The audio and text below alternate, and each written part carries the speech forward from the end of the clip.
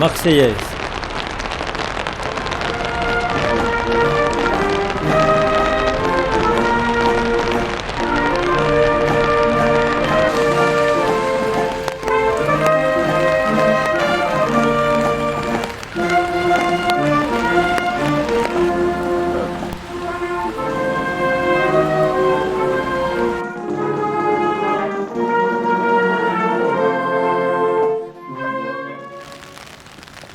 Dépôt de gerbe au nom des souvenirs français par Marianne Gouvier et Bernard Rittevenot.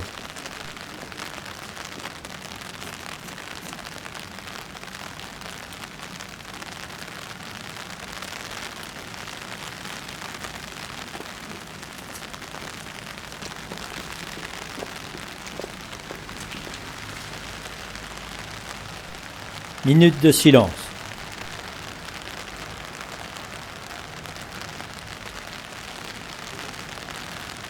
La parole est à Monsieur le maire. Journée nationale du 8 mai 2021. Commémoration de la victoire du 8 mai 1945. Geneviève Darrieussecq, ministre déléguée auprès de la ministre des Armées, chargée de la mémoire et des anciens combattants. 8 mai 1945. Par 2 fois, l'Allemagne a signé sa capitulation sans condition. Pour l'Europe, la délivrance est là. La guerre est finie.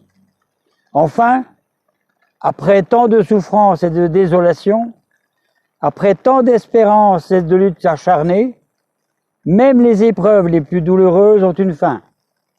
Même les tempêtes les plus dévastatrices s'achèvent. Une joie bouleversée emplit les cœurs. Les drapeaux ornent les fenêtres. Les embrassades se noient dans la liesse populaire.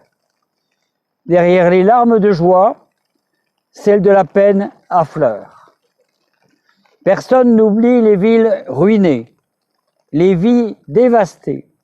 Personne n'oublie que l'humanité a payé le plus lourd tribut de son histoire. Notre monde en fut à jamais changé. La Seconde Guerre mondiale est une rupture pour notre civilisation, qui se tait encore davantage fragile et mortelle. 76 ans plus tard, reliés par notre mémoire commune et épris de la même reconnaissance, nous nous unissons par la pensée et par notre hommage pour saluer le souvenir de celles et de ceux qui ont combattu et abattu le fléau nazi. Pour notre pays, rien ne fut simple. Ce combat prit de nombreux visages et la victoire mille chemins.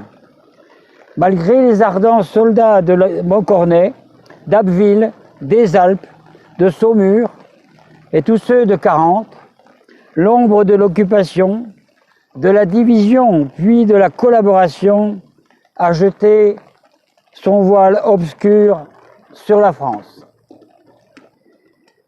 Il y a 80 ans, en 1941, les flambeaux de la résistance brillaient déjà. Le flot du refus et de l'espérance montait tandis que la répression forgeait son funeste souvenir à Châteaubriand, au camp de Souges ou au Mont-Valérien. La France libre recevait les ralliements des territoires ultramarins et poursuivait son inlassable épopée. Dans les sables de Koufra, elle nouait un pacte avec la victoire et par la voix du colonel Leclerc regardait vers Strasbourg.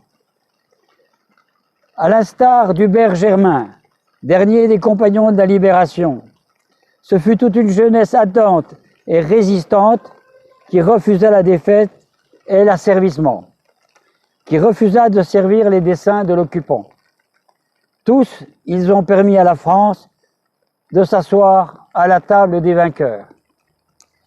Cela fut rendu possible par le combat acharné des armées françaises et des armées alliées, par les forces françaises libres, qui jamais ne cessèrent la lutte, par le dévouement des résistants de l'intérieur, par chaque Française et Français qui a refusé l'abaissement de la France est la négation de ses valeurs.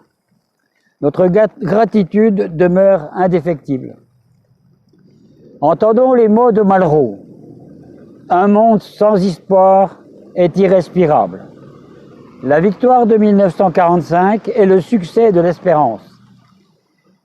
Mais elle est aussi l'aube d'un nouvel effort collectif pour la reconstruction, pour la paix et pour l'Europe. Hier comme aujourd'hui, face aux épreuves et aux crises du temps, la nation française se tient debout, résiliente et espérante. Unis et solidaires, souvenons-nous de l'adversité surmontée et de la liberté reconquise. Geneviève Darrieussecq. Au monument aux morts de Vermondans, une gerbe au nom de la commune a également été déposée.